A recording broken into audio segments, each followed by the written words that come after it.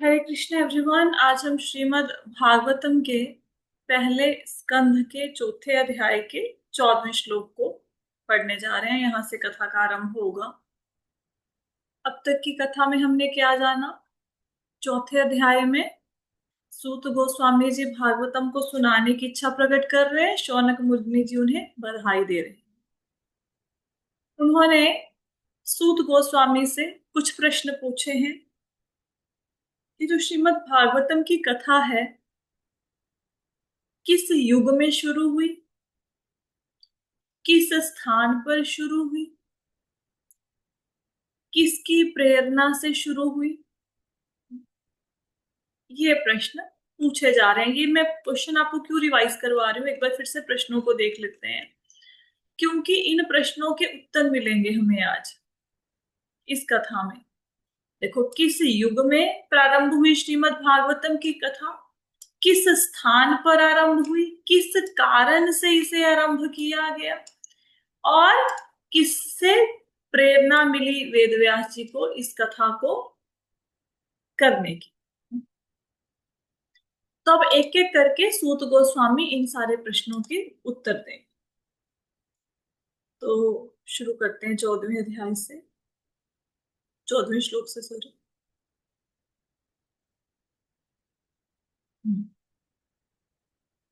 तो श्लोक है, सूत उवाच द्वापरे समनुप्राप्ते तृतीये युगपरे जातः पराशरद्योगी वासव्याम कलया हरेः। सूत गोस्वामी ने कहा, जिस समय द्वापर युग का त्रेता युग से अति व्यापन हो रहा था, तो वसु की पुत्री सत्यवती के गर्भ से पराशर द्वारा महान ऋषि व्यासदेव ने जन्म लिया। अब प्रश्न क्या था कि श्रीमद् भागवतम की कथा कब शुरू हुई। अब यहाँ पे उत्तर में सूत गोस्वामी राइटर के बारे में, जिन्होंने श्रीमद् भागवतम को लिखा है, उनके जन्म के बारे में बता रहे हैं। क्वेश्चन था किस युग में श्रीमद् भागवतम की कथा को कहा गया। तो जिस युग में इस कथा को लिखा गया होगा, उसी युग में इस कथा को बताया गया होगा, दूसरों को सुनाया गया। तो जब लेखक का जन्म हुआ होगा, तभी तो उसने कथा लिखी होगी ना, तभी उसने दूसरों को बताया होगा। तो इसलिए यहाँ पे व्यास देव जी के जन्म के बारे में वर्णन किया गया है। अब इसको समझने के लिए सबसे पहले हमें ये पता होना चाहिए कि युग कितने होते हैं। युग होते हैं चार: सतयुग, त्रेता युग, द्वापर युग और कलयुग। अब ये जो युग होते हैं, इनका यही सीक्वेंस होता है। पहले सतयुग आता है, फिर त्रेता आता है, फिर द्वापर आता है, फिर कलयुग आता है। लेकिन किसी किसी समय ऐसा होता है कि एक युग दूसरे युग का अतिव्यापन कर देता है। अतिव्यापन करके का मतलब होता है कि, कैसे बताएं, कि एक युग का समय पीछे करके दूसरा युग पहले आ जाता है। मतलब ऐसा सोचो कि सपोज एक दो तीन चार चार बच्चे लाइन में खड़े हैं, ठीक है, कोई गेम खेल रहे हैं। तो पहले पहले की टर्न आएगी, फिर दूसरे की, फिर तीसरे की, फिर चौथे की, ठीक है। पहले बच्चे की टर्न आ गई, ठीक है। उसके बाद क्या किया, तीसरे बच्चे ने बोला मैं पहले टर्न लूंगा, उसने दूसरे को हटाया और उससे पहले अपनी बारी ले ली। तो उसने क्या कर दिया, उसने दूसरे बच्चे का अतिव्यापन कर दिया। मतलब उस अपनी लिमिट को क्रॉस करके, उसका समय नहीं था अभी, समय से पहले उसने अपनी बारी ले ली। तो जैसे पहले सतयुग आता है, फिर त्रेता, फिर द्वापर। तो मतलब क्या हुआ कि द्वापर ने त्रेता युग का अतिव्यापन कर दिया। मतलब त्रेता युग का भी समय चल रहा था, वो खत्म नहीं हुआ था, लेकिन द्वापर पहले आ गया। इसको अतिव्यापन कहते हैं। अतिव्यापन का मतलब समझ आया? जी मत। जी मैम ओवरलैपिंग है क्या मैं माता जी? माता जी ओवरलैपिंग होगी फिर? ओवरलैपिंग नहीं हुई, एक की बारी अच्छा। काट दी गई मतलब जैसे दूसरे बच्चे की बारी काट दी, है ना, कि उसको बोला कि तुम नहीं आओगे, पहले मैं आऊंगा। ठीक है, यू पर कैन, आपने तो बोला त्रेता चल रहा था ना, कि त्रेता मतलब यू कैन शुरू। से ओवर, हाँ ओवरलैपिंग कह सकते हो। बेसिकली होता है कि किसी की बाउंड्री में घुस जाना। ठीक है, कि द्वापर युग त्रेता की माता जी बाउंड्री में आ गया। राइट, मतलब त्रेता युग भी चल रहा था और साथ में त्रेता द्वापर भी की आ जब गया। बाउंड्री में आ गया फिर त्रेता खत्म हो गया। ऐसा नहीं कि राम और कृष्ण दोनों इकट्ठे प्रकट हो गए, ना ना ना, फिर त्रेता खत्म हो गया, फिर द्वापर चलना शुरू हो गया। ठीक है, अच्छा माता जी, मतलब त्रेता युग खत्म हो गया पहले और द्वापर शुरू हो गया। द्वापर आ गया। ठीक है, क्लियर हुआ? मतलब त्रेता युग हाँ। से पहले द्वापर आ गया, मतलब सतयुग था, सतयुग के बाद त्रेता आना चाहिए था, लेकिन सतयुग के बाद त्रेता की टर्म को काट कर द्वापर आ गया, वो पहले आ गया। अच्छा अच्छा अच्छा Clear हो अच्छा, गया? पहले इसके। अच्छा, मतलब त्रेता शुरू नहीं हुआ था, अभी अभी, सत्य खत्म हुआ। हाँ अच्छा त्रेता शुरू होने वाला था, लेकिन त्रेता की टर्म को काट दिया, द्वापर पहले आ गया। अच्छा अच्छा अच्छा। समझ तो आया? माता जी फिर आगे सतयुग के माता जी बाद जो त्रेता है की। माता जी द्वापर आ गया। हाँ द्वापर आ गया, द्वापर आ गया। अभी सुनो सुनो, आएगा तो समझ। माता जी फिर त्रेता की टर्न नहीं आई? उसकी टर्न नहीं आई ना, उसको काट दिया। ठीक है, पहले पड़ गया वो युग। ऐसा कब हुआ था? वैवस्वत मनु जो है ना, वैवस्वत मनु, एक मनु का शासनकाल कितने युगों का होता है बताओ? एक मनु, 71 71। महायुगों का। हाँ 71 71 महायुगों का। महायुगों तक, 71 चतुर्युगों तक एक मनु राज्य करता है। तो जब वैवस्वत मनु का शासनकाल चल रहा था और उनका 28वां युग चल रहा था, 28वां चतुर्युग चल रहा था, उस समय क्या हुआ? त्रेता युग द्वापर, सॉरी द्वापर युग त्रेता युग से पहले प्रकट हो गया। ठीक है, और इसी युग में भगवान कृष्ण भी अवतार लेते हैं, तो इसलिए ये कुछ स्पेसिफिक चेंजेस किए गए। ठीक है, कभी कभी ऐसा, हमेशा नहीं ऐसा होता, कभी कभी ऐसा हो जाता है। अब ये समझ आया, जिस समय द्वापर युग का त्रेता युग से अति व्यापन हो रहा था, ये लाइन समझ में आ गई? जी माता जी जी। माता जी। ठीक है, अब है, तो वसु की पुत्री सत्यवती के गर्भ से पराशर द्वारा महान ऋषि व्यास देव ने जन्म लिया। अब यहाँ पे क्या बताया गया है? यहाँ पे ना एक शब्द पर्यय, पर्यय का होता है स्थान, इसका मतलब थोड़ा सा, अभी मैं अपने आप को समझाया अतिक्रमण, अब थोड़ा सा इसको और जान लेते हैं। एक युग को तीन हिस्सों में डिवाइड किया जाता है। सतयुग भी तीन हिस्सों में डिवाइडेड है, त्रेता भी, द्वापर भी और कलयुग भी। हर युग को आगे तीन तीन पार्ट में डिवाइड किया जाता है। हर युग को कितने पार्ट्स में डिवाइड किया जाता है? तीन तीन। तीन। तीन तीन। पहले पार्ट को कहते हैं संध्या रूप। क्या कहते हैं? संध्या रूप। संध्या रूप। फिर सेकंड पार्ट को कहते हैं युग रूप। पहले संध्या रूप को प्रारंभ भी कहा जाता है। पहले पार्ट को संध्या रूप कह सकते हैं या प्रारंभ कह सकते हैं। जो मिडल पार्ट है उसको बोला जाता है युग रूप या मध्य भाग। और जो अंतिम भाग है किसी युग का, उसको बोलते हैं संध्यांश रूप या अंत भाग। एक युग तीन भागों में डिवाइड होता है, प्रारंभ, मध्य, अंत। इनके नाम है संध्या रूप, युग रूप, संध्यांश रूप, ये इनके नाम है। ये क्या होता है? प्रारंभ का मतलब होता है कि एक युग अभी शुरू हो रहा है, अभी वो अपने पूरे प्रभाव में नहीं आया, अपने पूरे लक्षण उस युग ने प्रकट नहीं किए, बस स्टार्टिंग है उस युग का।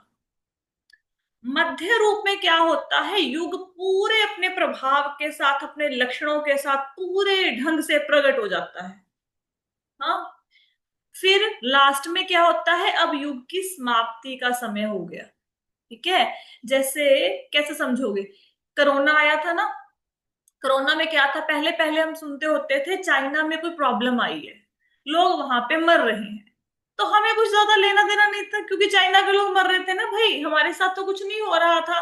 तो उस समय कोरोना ने अपना रूप दिखाया, लेकिन इतना बहुत ज्यादा भयंकर रूप नहीं दिखाया था। अभी एक देश तक सीमित था, कुछ लोगों तक सीमित था।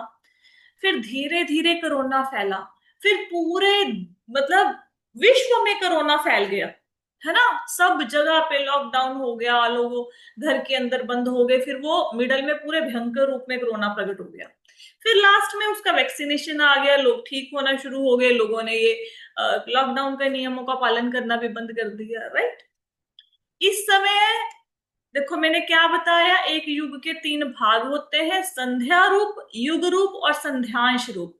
प्रथम, मध्य और अंतिम भाग, ये तीन भाग होते हैं।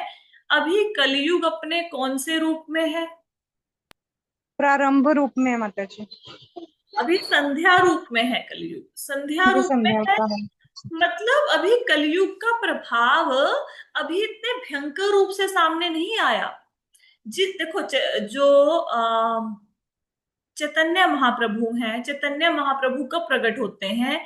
जब 28वां चतुर्युग चलता है किसी मनु का, 28वें चतुर्युग में चैतन्य महाप्रभु प्रकट होते हैं। और जब चैतन्य महाप्रभु प्रकट होते हैं उस समय गोलोक वृंदावन के दरवाजे 10,000 साल के लिए खोल दिए जाते हैं। मतलब 10,000 ईयर्स तक आपको ये फैसिलिटी दी जाती है कि आप भक्ति करके, भगवान की सेवा करके आप गोलोक वृंदावन में प्रवेश कर सकते हैं। उसके बाद फिर नहीं कर पाएंगे। क्यों नहीं कर पाएंगे? क्योंकि अभी ये जो युग है ना कलयुग का, ये तो अभी प्रारंभिक रूप में है। अभी तो आप भक्ति करते हो, आपको कोई रोकता थोड़े ना है, कोई गोली थोड़े ना मारता है आपको, है ना। आप सड़कों पे हरे कृष्ण महामंत्र का कीर्तन करते हो, कोई कुछ कहता थोड़े ना है ना। अभी तो प्रारंभिक रूप है, अभी कलयुग नहीं आया। कलयुग अपने बहुत भयंकर लक्षणों के साथ जब प्रकट हो जाएगा, तब हमसे भक्ति नहीं हो पाएगी, क्योंकि ऐसी सिचुएशन नहीं रह जाएंगी। सरकार टैक्स इतना लगा देगी कि लोग अपना घर छोड़ के जंगलों में भाग जाएंगे, वहां पे खाने को नहीं मिलेगा, एक दूसरे का मांस खाया करेंगे। मतलब बहुत भयंकर कलयुग आने वाला है। अभी युग की शुरुआत है, अभी तो क्या चल रहा है? संध्या रूप चल रहा है। अभी आप भक्ति कर सकते हैं, अभी आपको वैसा इन्वायरमेंट भगवान प्रोवाइड कर रहे हैं कि आप भक्ति कर सकें। लेकिन हम लोग अपने बहानों से बाहर नहीं आना चाहते हैं। हमें ऐसा लगता है कोई ना एक छोटे बच्चे के जैसे हमारे पास डंडा लेके बैठ जाए और बोले, अच्छा अब सफाई कर ली, ये लो माला, अब तुम माला कर लो। अच्छा अभी आप मोबाइल देख रहे हो, ये मोबाइल छोड़ दो, ये लो माला कर दो। अच्छा अभी आप टीवी देख रहे हो, छोड़ दो माला कर लो। अच्छा तुम्हें टाइम मैनेज नहीं करना आ रहा, मैं बिठा के तुम्हारा ना तुम्हारे पास बैठ के तुम्हारा टाइम टेबल बनवाता हूँ, तुम माला कर लो। है अच्छा, रिपोर्टिंग जा रही है नहीं जा रही, क्या फर्क पड़ता है ना। भक्तों की सेवा लगा दी है, दो लोगों को दूसरे भक्तों के ऊपर बिठा दिया है, क्या फर्क पड़ता है नहीं रिपोर्टिंग जा रही है ना। पहले भी दो माला कर रहे थे, अब भी कर रहे हैं, क्या फर्क पड़ता है? चार क्यों करूं, 4 से 6 पे क्यों आऊं, 6 से 8 पे क्यों आऊं? जिंदगी कट तो रही है, कौन सा किसी ने पूछना है।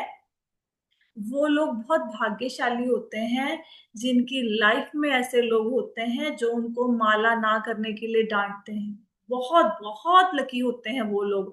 और वो लोग बड़े ही ज्यादा, क्या बोले, किस्मत के मारे हैं जो इतनी डांट सुनने के बाद भी नहीं सुधरते। कुछ नहीं हो सकता कि इतना कुछ भगवान ने। एक बार शिवजी और पार्वती जा रहे थे। शिवजी एक मतलब बंदा था, बहुत गरीब था। वो जा रहा था तो पार्वती कहती, भोलेनाथ आप सबको इतना कुछ देते हो, इसको कुछ दे दो। तो शिव कहते हैं कि पार्वती किसी की किस्मत में नहीं है। पार्वती कहती, कैसे किस्मत में नहीं है? आप दोगे तो बंदा लेगा ना, आप दे दो। ठीक है।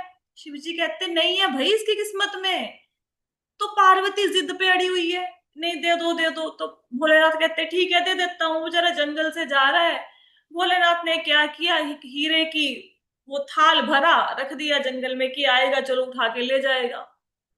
जैसे ही वो थाल के पास पहुंचने वाला था, उस व्यक्ति के मन में आया, आज तक जब कभी जिंदगी में अंधा बन के नहीं देखा, आज अंधा बन के देखते हैं कि कभी भगवान आंखें छीन ले तो अंधा हो गया तो धरती पर कैसे चलूंगा, अंधे बनने की नाटक करने लगा, वो थाल पीछे छूट गया, आगे निकल गया। शिव जी कहते देखा पार्वती, मैंने बोला था ना इसकी किस्मत में नहीं है। तो जिन लोगों की किस्मत में हरि नाम का वो स्वाद है ही नहीं, अब किसी को पीट के खीर कैसे खिला दोगे? आप बता सकते हो भाई खीर टेस्टी होती है, इससे स्वास्थ्य अच्छा होता है, खाने में अच्छी लगती है, इसमें मेवा डाला होता है, इसको भगवान को भोग लगा के आपको दिया जा रहा है, बंदा कहे खाऊंगा ही नहीं, तो थप्पड़ मार के थोड़ा ना खीर खिलाओगे। तो हमारे पास ऑप्शन है, हम अपने बहानों के साथ, जैसे जिंदगी के हमने 35 साल निकाल दिए हैं, बड़ी खुशी खुशी 35 साल और निकाल सकते हैं। ठीक है, 2-4 दिन पूछा जाएगा, 10-15 दिन में मैं भी रिपोर्टिंग देखूंगी, मैं देखूंगी कोई परिवर्तन नहीं आ रहा। जिन भक्तों का हम टाइम वेस्ट करते हैं उनको भी मना कर दूंगी कि भाई नंबर करो इनके ब्लॉग, कोई रिपोर्टिंग लेने का जरूरत नहीं है, जब सुधरना ही नहीं है बंदे ने। लेकिन जिस भक्त के मन में इच्छा है वो भक्त मैसेज डालते हैं, लिटरली उनके लिए रात को जागने का मन करता है। कल मुझे 11:25 पे किसी भक्त का मैसेज आया कि मैंने 16 माला कर ली। माता जी का मैसेज आया, इतना मन प्रसन्न हुआ, मैंने 11:35 पे उसको रिप्लाई किया। और बहुत सारे लोग ऐसे हैं मेरे मोबाइल मैसेजेस से भरे पड़े हैं, मैं उनका रिप्लाई तक नहीं देती, देखती तक नहीं। जो लोग माला नहीं कर सकते, जिनके पास माला करने के लिए समय नहीं है, मेरे पास तो उन लोगों के लिए समय ही नहीं है। और जो लोग माला करते हैं वो मुझे इतने ज्यादा प्यारे हैं, वो मुझे बोलेंगे माता जी रात को 12 बजे भागवतम सुनने का मन कर रहा है, मैं 1-to-1 क्लास लगा दूंगी उनकी जूम पे, 1-to-1। लेकिन जो लोग बात नहीं सुनते, अपने बहानों से बाहर नहीं आ रहे हो, मुझे जो मर्जी करते रहेंगे, माता जी ये सुना दो, वो सुना दो, ये सिखा दो, वो सिखा दो, आई जस्ट इग्नोर इट। मेरे लिए वो मैसेज आया नहीं आया मेरे मोबाइल पे, मेरे को तारीफों वाले मैसेज नहीं चाहिए, मेरे को 50 लाइन का मेरी तारीफों में लिखा गया मैसेज नहीं चाहिए। It's a waste of time, don't praise me. ये मुझे इरिटेट करती है प्रेज। आपने प्रेज करनी है गुरु की करो, गौरांगा महाप्रभु की करो। तो मुझे कैसा मैसेज अच्छा लगेगा? मुझे अच्छा लगेगा जब आप बोलोगे कि हमने 16 माला कर ली। जो ऐसे भक्त हैं वो बड़ा अच्छा लगता है। अब हमारे ग्रुप में एक माता जी क्लास लगा रहे होंगे, चेतन प्रभु जी हैं, पहले मैं माला की रिपोर्टिंग लेती थी, तो वो मुझे फोन कर देते थे, माता जी आपने मेरी माला ना आज 16 नहीं लिखी, मैंने 16 करी। या आपने मेरी आज 15 रिपोर्ट करी है, मैंने 16 करी थी। या आपने 8 लिखी है, मैंने 10 करी थी। कितना अच्छा लगता है कि भक्त लोग कितने उत्साह के साथ बताते हैं। और अंजू माता जी कितना, मतलब कितनी महान ये भक्त होंगी, कैसे इनके ऊपर भगवान की कृपा हुई है। ये माता जी एक माला नहीं करती थी, मतलब 4 दिन पहले डांट पड़ी है, आज तक इनका रिप्लाई मुझे ये नहीं आया कि मैंने 16 माला नहीं करी। और हैरानी की बात है कल 11 बजे 16 माला करके बैठ गई थी। और जिन माता जी की मैं बात बता रही हूँ, हम कहते हैं ना माता जी 2 बच्चे हैं, माता जी छोटा बच्चा है, माता जी हस्बैंड ऐसे है, माता जी सास ऐसी है, ये है वो है, और पता ही नहीं कहाँ कहाँ से बहाने ढूंढ के लेके आते हैं। जिन माता जी का रात को मैसेज आया 11:30 बजे, उनके 3 बच्चे हैं, हस्बैंड कमाता नहीं है, माता जी नौकरी करते हैं, किसी बच्चे को संभालते हैं, बच्चे को क्या बूढ़े को ही संभालते हैं, ये समझो। उनकी पूरी सेवा, सुसु पोटी वाली दरियां रजाइयां ढोनियां, वो सारा उनका काम है। ठीक है, सुबह 5 बजे ड्यूटी बेचारी की शुरू हो जाती है, रात को 11 बजे तक उसकी ड्यूटी होती है, 24 आवर्स की ड्यूटी है। कि भाई अगर रात को किसी ने वॉमिट कर दी, उस व्यक्ति ने कुछ हो गया तो उसी ने उठ के साफ करनी है। मतलब इतने काम की रिस्पॉन्सिबिलिटी है, पीठ बेचारी की दर्द करती है, कर्जों के बोझ के नीचे वो माता मारी गई है। मैं उसकी जिंदगी की क्या क्या मुसीबतों का वर्णन करूं। मैं तो कभी कभी पास में बैठते ऐसे सोचती हूँ कि भाई जिंदा कैसे हैं अब तक। और वो बंदी, मैंने उसको एक बात बोली, मैं कहा तुम्हारे जीवन में इतनी प्रॉब्लम्स है ना, मेरे पास सिर्फ एक ही सॉल्यूशन है, हरे कृष्णा। और उसको इतना विश्वास हुआ, इतना विश्वास हुआ कि वो बंदी सो नहीं पा रही, वो माले करे जा रही है, माले करे जा रही है। कैसे भगवान नहीं सुनेंगे? उसकी बात नहीं सुनेंगे, उसकी बात नहीं मानेंगे जो बंदा माला कर रहा है ऐसी सिचुएशन में। और जिन भक्तों को रिपोर्टिंग की सेवा दी गई है, मैं उन भक्तों का गुणगान नहीं गा सकती, मेरी जिह्वा में इतनी पावर नहीं है। कैसे वो सेवा करते हैं, कैसे घर से गालियां खाते हैं, क्या उनकी हालत है, कैसे कैसे अभद्र शब्दों का उनके लिए यूज किया जाता है, क्या सोसाइटी उनको कैसे अजीब से तरीके से देखती है, कैसे रिश्तेदार देखते हैं, किन सिचुएशंस में वो माला कर रहे हैं। मतलब हैट्स ऑफ टू देम। वो लोग गोलोक वृंदावन नहीं जाएंगे। और एक बंदा बैठ के मंजे पे बैठता है और बोलता है नहीं जी हमें बैठो माता जी हमारे सराहने बैठो, थोड़ा टाइम टेबल बनवाओ, घर पे आके बैठो, हमारे सिर पे बैठो फिर माला करेंगे। अरे मतलब किसी ने ठेका थोड़ा ना लिया है गोलोक वृंदावन में भिजवाने का किसी को। अपने मन के अंदर तो इच्छा होनी चाहिए। धैर्य का परिवर्तन नहीं आ रहा है, धैर्य का इतनी कथा सुनने के बाद मतलब गुस्सा बड़ा आता है। फिर क्या करें, फिर एक ही बात मेरी मेंटर ने मुझे बताई थी, फिर वो मुझे शांत कर देती है। वो मुझे कहती कि मैं कहा यार जब कथा शुरू करो ना गीता की, एक बार में 60 लोग आते हैं, 70 80, फिर करते करते 15 रह जाते हैं, फिर 5 रह जाते हैं। फिर उसने मुझे समझाया कि तुम इतनी परेशान क्यों हो रही हो, उनके पुण्य कर्म भी तो होने चाहिए। फिर जब मैं इतना परेशान हो जाती हूँ कि भक्तों को इतना डांट दिया, डिवोटीज को लगा दिया, डिवोटीज का टाइम जो वो माला पे लगा रहे थे वो भी वेस्ट कर दिया, भक्तों में धैर्य का परिवर्तन नहीं आ रहा, जब ऐसे दुख होता है ना मन में, फिर मैं सोचती हूँ पुण्य कर्म नहीं है ना अभी, अभी कृपा ही नहीं हुई ना, कृपा लेने की इच्छा है, चलो कोई बात नहीं किसी दिन भगवान कृपा करेंगे। तो आपकी इच्छा है, आपने 100 जन्मों के बाद भगवान के पास पहुंचना है, आपकी इच्छा, आपने इसी जन्म में जाना है, आपकी इच्छा। इस जन्म में भारत भूमि पे जन्म लेके चैतन्य महाप्रभु 28वें युग में प्रकट होते हैं। उस महायुग में जन्म लेके वेद व्यास जी के शास्त्र आपके सामने पढ़े हैं। वो वेद व्यास जी के शास्त्रों को पढ़ने के बाद उसको कोई समझाने वाला व्यक्ति रोज आपको घर बैठे बिठाए, कथा कहीं तैयार नहीं होना, नहाना धोना नहीं है, बैठना नहीं है, घर का काम करते करते कथा सुनते हो, आपको 10 10 बार पूछा जाता है क्या समझ आया, क्या समझ आया, क्या रिपीट कर दूं, उसके बाद एक एक शब्द का मतलब समझाया जाता है, आपको हाथ जोड़ के विनती की जाती है कि माला कीजिए, आप नियमों का पालन कीजिए। अगर इस टाइम पे हम लोग भगवान की प्राप्ति नहीं करेंगे इस जन्म में, तो कौन से जन्म में भगवान की प्राप्ति होगी? बहुत मुश्किल है, बहुत मुश्किल है। यू मतलब आपको पूरी पूरी छूट है, आप अपने बहानों के साथ जिंदगी भर खुश रहिए या भगवान की प्राप्ति कीजिए। कोई जबरदस्ती नहीं है, लेकिन हाँ कोशिश करनी चाहिए, प्रयत्न करना चाहिए, और प्रयत्न भी ऐसा करना चाहिए कि भाई मतलब डिटरमिंड डिटरमिंड होके, ऐसे नहीं कि हुआ तो हुआ, नहीं हुआ तो नहीं हुआ। ठीक है, चलो हम कह रहे थे कथा 4 युग होते हैं, एक एक युग के 3 3 भाग होते हैं, युग रूप, संध्या रूप, युग रूप और अंत भाग। अभी कलयुग का संध्या रूप चल रहा है, अभी आपके पास मौका है भगवान के धाम में जाने का। तो क्या हुआ, जब ये 28वां चतुर्युग आया वैवस्वत मनु का, उस समय पराशर मुनि किसके पिता हैं? व्यासदेव जी के। उनकी बेटी का नाम क्या है?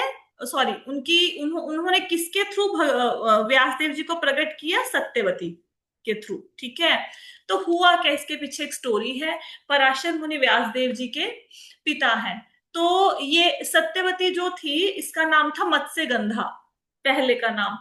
तो ये वैसे तो वसु की बेटी थी, लेकिन किसी रीजन की वजह से ये मछुआरों के पास आ गई और उन्होंने इसका पालन पोषण किया। तो जिस पिता ने इनका पालन पोषण किया था, उन्होंने इनको एक सेवा दे दी, मतलब एक काम दे दिया कि तुमने नाव से लोगों को नदी पार करानी है, एक जगह से दूसरी जगह पे लेके जाना है।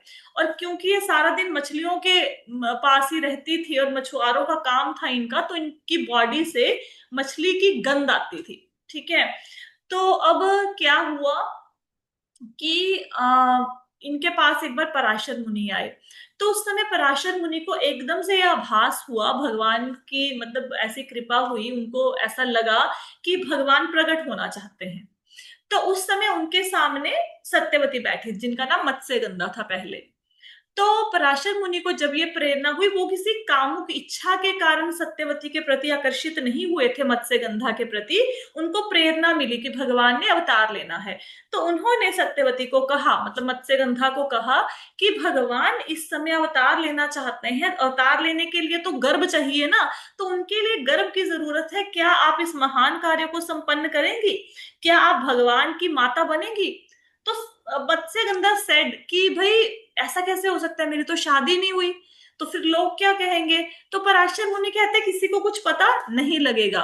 तो वो कहते कि आप मुनि हो, मैं तो मछुआरे की बेटी हूं, हम लोगों का मिलन कैसे हो सकता है। तो मुनि ने अपने तप से वहां पे कोहरा, धुंध होती है ना, धुंध सारे सब जगह पे प्रकट कर दी, ठीक है। और वहां पे एक दीप का निर्माण हो गया, इसलिए व्यास देव जी को कृष्ण द्वैपायन व्यास कहते हैं। वहां पे एक दीप का निर्माण हो गया, वहां पे व्यास देव जी का जन्म हुआ। तो ये व्यास देव जी के जन्म का इतिहास बताया गया है कि व्यवस्वत मनु के 28वें चतुर्युग में जब द्वापर युग ने त्रेता युग का अति व्यापन कर दिया, तो उस समय किसका जन्म हुआ, पराशर मुनि के पुत्र व्यासदेव का, सत्यवती के गर्भ से।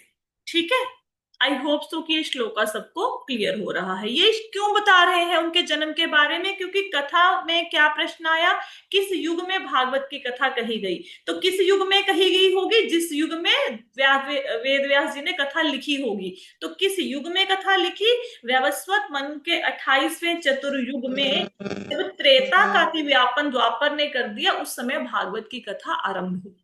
ठीक है, आई होप सो कि श्लोका सबको क्लियर हो गया है, नहीं हो गया तो हैंड रेज करके बताना। नेक्स्ट है, माता जी फिर द्वापर में ही हुआ ना शुरू? द्वापर में ही हुई, बिल्कुल द्वापर में कथा शुरू हुई। मतलब कलयुग, द्वापर वेद व्यास जी ने कब लिखा भी आगे और भी आएगा कि द्वापर का संध्या रूप में कथा लिखी गई, मध्य रूप में लिखी गई, या युग रूप में, या फिर अंतिम भाग में कथा लिखी गई, उसके बारे में भी बताएंगे। देखो क्या कहते हैं आगे, स कदाचित् सरस्वत्या उत्पृश्य जलम शुचिः विवक्तत एक आसीन उदिते रविमंडले। एक बार सूर्योदय होते ही उन्होंने, व्यास देव ने सरस्वती के जल से प्रातःकालीन आचमन किया और मन को एकाग्र करने के लिए वो एकांत स्थान में बैठ गए। अब क्या हुआ, एक दिन सूर्योदय होते ही, मतलब सूर्योदय अभी हुआ ही था, व्यासदेव जी ने क्या किया, सरस्वती नदी का जो जल था उससे आचमन किया। आचमन तो समझते हैं ना, जल को लेना 3 बार, है ना। और वो मन को एकाग्र करने के लिए एकांत स्थान में बैठ गए। अब यहाँ पे बताया गया है कि सरस्वती नदी कहाँ बहती है। सरस्वती नदी बहती है बद्रिकाश्रम में। ठीक है, बद्रिकाश्रम के क्षेत्र में सरस्वती नदी बहती है, जहां पे एक स्थान था जिसको कहते हैं शाम्यप्रास। बद्रिकाश्रम में कौन सा स्थान है, शाम्यप्रास। वहां पे व्यासदेव जी रह रहे हैं। अब रहे हैं क्यों बोला है व्यासदेव जी रह रहे हैं, क्योंकि व्यासदेव जी अभी भी जीवित हैं इस समय भी, और इस समय भी वो रह रहे हैं। हाँ, हम उनको नहीं देख सकते, ठीक है, क्योंकि हमारे नेत्र चक्षु ऐसा नहीं है, लेकिन इस समय भी व्यासदेव जी हैं। क्योंकि जब मध्वाचार्य जी ने कुछ टीकाएं लिखी तो वो व्यासदेव जी के पास गए उनको दिखाने की क्या मैंने सही लिखी हैं। तो ये व्यासदेव जी अभी भी हैं। ठीक है, तो व्यासदेव जी बैठ गए एक जगह पे। अब बैठ गए तो उन्होंने मन को एकाग्र किया। अब मन को एकाग्र करने का मतलब ये नहीं है जैसे हमारा मन एकाग्र नहीं होता, ब्रेकफास्ट क्या बनाना है, लंच क्या बनाना है, माला करते करते अच्छा दूध वाला आ गया, दूध डलवा लो, बच्चों में ध्यान गया, ये वाला मन एकाग्र नहीं किया। व्यासदेव जी तो पहले से भगवान में उनका मन लगा हुआ था।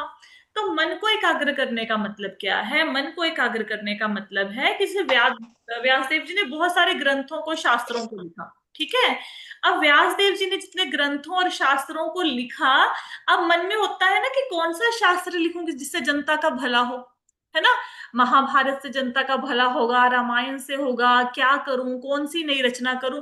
तो व्यासदेव जी के मन में ये सारी बातें चलती रहती थी। ठीक है, जैसे अभी जिनको श्रवण की बहुत ज्यादा इच्छा है, जैसे ममता माता जी को बहुत ज्यादा श्रवण की इच्छा है, तो उनको होता रहता है मैं कौन सा लेक्चर सुनूं, अब मैं क्या सुनूं। जिसको श्लोक सीखने की इच्छा है वो सोचता है मैं कौन सा श्लोक सुनूं, है ना। अब जिसको माला करने की इच्छा है वो सोचता है कब मुझे थोड़ा सा समय मिले मैं माला कर लूं। तो ऐसे जैसी इच्छा होती है वैसा व्यक्ति सोचता रहता है ना, जिसकी सेवा करने की इच्छा होती है वो सोचता है मैं कौन सी सेवा करूं अभी, कौन सी कोई सेवा नहीं करी, कितने दिन हो गए भगवान की। तो ऐसे वेद व्यास जी अपने शास्त्रों के विषय में विचार करते थे, लेकिन उन्होंने अपने मन को एकाग्र किया। ठीक है, आगे क्या कहते हैं। परावृज्ञ सारिषि काले न अव्यक्त रहसा युग धर्म व्यतिकरम प्राप्तम भुवि युगे युगे। महर्षि व्यास देव ने युग के कर्तव्यों में विरोधाभास देखा। काल क्रम में पृथ्वी पर अदृश्य शक्तियों के कारण विभिन्न युगों में ऐसा होता रहा है। तो यहाँ पे क्या बताया गया है कि व्यास देव जी जो थे वो मुक्त आत्मा थे। ये कोई ऐसा नहीं कि जन्म मृत्यु के चक्कर में बंध कर इनका जन्म हो गया धरती पर, ना ना ना। ये तो हम लोगों को मुक्ति देने के लिए भगवान ने स्वयं शक्त्यावेश अवतार के रूप में वेद व्यास जी का अवतार लिया और ग्रंथों को लिख के दिया। अगर वेद व्यास जी ने ये महापुराण जो है श्रीमद् भागवतम ना लिखा होता तो हम पढ़ते कि आज बैठ के यहाँ पे कुछ नहीं पढ़ सकते थे। तो ये व्यास देव जी की कृपा है हमारे ऊपर। व्यास देव जी क्या थे, वो तो त्रिकालदर्शी थे, वो तो वर्तमान काल भूतकाल भविष्य काल सब कुछ देख सकते थे। तो उन्होंने जैसे अभी हमें तो कलयुग का ना कौन सा रूप नजर आ रहा है, अभी तो हमें कलयुग का संध्या रूप नजर आ रहा है, स्टार्टिंग रूप नजर आ रहा है। मध्य रूप को तो हम देख ही नहीं सकते, जो युग रूप है जिसमें कलयुग पूरे लक्षणों के साथ प्रकट हो जाएगा वो तो हम देख नहीं सकते। लेकिन क्या है कि ये जो वेद व्यास जी हैं वो देख सकते थे। उन्होंने कलयुग के युग रूप को देखा। उन्होंने क्या देखा कि भाई कलयुग में तो लोगों में आध्यात्मिकता की रुचि बिल्कुल समाप्त हो जाएगी। लोग नाशवान चीजों के पीछे भागना शुरू कर देंगे, उनको अध्यात्म से कुछ लेना देना नहीं रहेगा, है ना। तो वो आने वाले जो युग के बुरे प्रभाव थे उसको देख रहे थे। कौन से युग के प्रभाव को देख रहे थे, कलयुग के।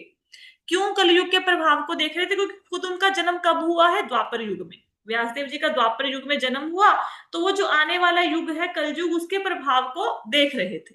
ठीक है, आगे क्या कहा गया है। अब ये वाला श्लोक तो भी समय कम है, कर नहीं पाएंगे श्लोक को। ठीक है, तो अभी मैं रिवाइज करवा देती हूँ जो आज हमने पढ़ा है। आज हमने क्या पढ़ा, आज हमने ये जाना कि सूत गोस्वामी से ऋषियों ने 4 प्रश्न किए थे। किस युग में कथा आरंभ हुई, किस स्थान पर आरंभ हुई और किसकी प्रेरणा से हुई, किस कारण से कथा शुरू हुई। सूत गोस्वामी जी एक एक करके इन प्रश्नों के उत्तर दे रहे हैं। पहले प्रश्न के उत्तर में कि किस युग में ये कथा शुरू हुई, उस प्रश्न के उत्तर में सूत गोस्वामी कहते हैं कि जब कई बार द्वापर युग त्रेता युग का अति व्यापन कर देता है, मतलब त्रेता की बात। निशु माता जी आपका फोन ना बार बार अनम्यूट हो जाता है। तो जब कई बार भगवान ने अवतार लेना होता है तो एक युग दूसरे की बारी को काट के पहले आ जाता है। तो वैवस्वत मनु का जब 28वां चतुर्युग चल रहा था तो द्वापर युग त्रेता से पहले आ गया। उस समय क्या हुआ, उस समय पराशर मुनि और सत्यवती के पुत्र के रूप में व्यास देव जी का जन्म हुआ। हमने इसमें यह भी जाना कि हर युग को 3 भागों में डिवाइड किया जाता है, संध्या रूप, युग रूप और अंत भाग, जिसको संध्यांश रूप भी कहते हैं। तो अब इसमें जब वेद व्यास जी एक बार सरस्वती नदी के तट पर बैठे थे तो उन्होंने जल से आचमन किया, मन को एकाग्र किया। जो उनका मन शास्त्रों की रचना में इधर उधर घूमता था उसको एकाग्र कर लिया, बिल्कुल शांत कर लिया। और फिर क्या करने लगे, वो देखने लगे युग के प्रभाव को, आने वाले युग के प्रभाव को। आने वाला युग कौन सा था, कलयुग। उन्होंने देखा कि कलयुग में तो लोगों का आध्यात्मिक प्रगति में कोई रुचि नहीं है, लोगों की रुचि तो पदार्थ में है। पदार्थ मतलब भौतिक जगत में लोग जीवन के मूल्य को, जीवन के लक्ष्य को समझ नहीं पा रहे हैं, आध्यात्मिक ज्ञान से शून्य हो रहे हैं। जैसे कल की क्लास में मैंने आपको क्या समझाया था कि पहले ज्ञान श्रुति के द्वारा मिलता था। ये वेद व्यास जी ने देखा कि कलयुग के प्रभाव को, कि लोग मंदबुद्धि हो जाएंगे, उनको चीजें याद नहीं रहेंगी, फिर उन्होंने लिखना शुरू किया ग्रंथों को, राइट। तो वेद व्यास जी ने युग के प्रभावों को देखा कि आने वाला समय बहुत बुरा है, तो ये वो देख रहे थे। ठीक है, तो अब तो हम लोग कथा को यहीं पे विश्राम देंगे। कल की कथा में हम देखेंगे कि वेद व्यास जी ने क्या क्या देखा कलयुग के प्रभावों में, फिर उन्होंने जनता के लिए क्या सोचा, और ये सोच उनकी कहाँ से आई, भागवतम को लिखने की प्रेरणा कहाँ से आई, ये हम कल की क्लास में पढ़ेंगे। तो आज की क्लास में नई चीज जो हमने सीखी है वो ये सीखी है कि कभी कभी एक युग दूसरे युग की बारी को काट के पहले आ जाता है। कब आता है? जब अति व्यापन हो जाता है एक युग का दूसरे युग से। ठीक है। और हमने क्या जाना कि एक युग 3 पार्ट में डिवाइड होता है। संध्या रूप मतलब फर्स्ट स्टेज, युग रूप मध्य स्टेज, संध्यांश रूप युग मतलब खत्म होने वाला है। ठीक है। किसी को कोई प्रश्न है? नहीं माता जी, हो गया क्लियर।